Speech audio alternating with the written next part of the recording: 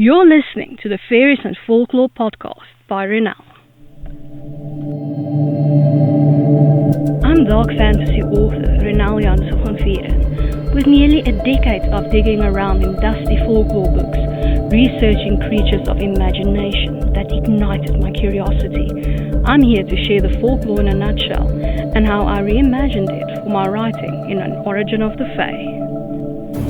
This is the Faeries and Folklore podcast. Hi, I'm your host Ronel Janse van Vuuren.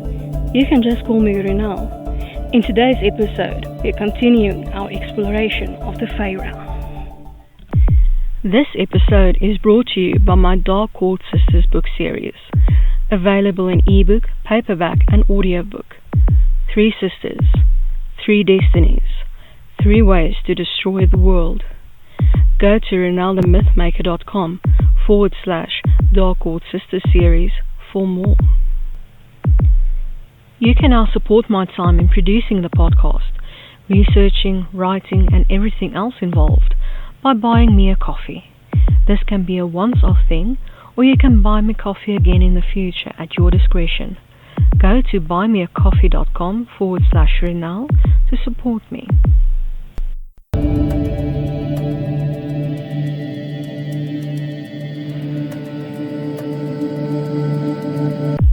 We're continuing our exploration of solitary fae. Today's fairy, Steeds. Folklore in a nutshell by Ronel. There are several shape-shifting fairy animals in folklore. Some, like the brag, enjoy being in the form of a horse, so it can trick people to get onto its back, so you can take them on a wild ride through the countryside, much like the puka. It also appears as a calf, donkey, and other animals. There are water-dwelling horses from Scotland and Ireland, whose names I won't even try to pronounce, who can change their shape to the kind of steed that prey would find enticing to ride. Once on the back of this creature, it would gallop to the water and then devour the human foolish enough to get on its back, much like a kelpie. But these fairy horses, if properly bridled, would be faithful mounts until the special bridle is removed. Probably best to stay away from magical horses and the like if you're not a magical creature yourself. And now for my interpretation of the Fae in An Origin of the Fae, Steeds. Vicious hunters that will eat anything they can kill. They roam freely in faery and rarely venture into the mortal realm, especially after the compact. They're shapeshifters, gods, animals, etc. They're immune to iron.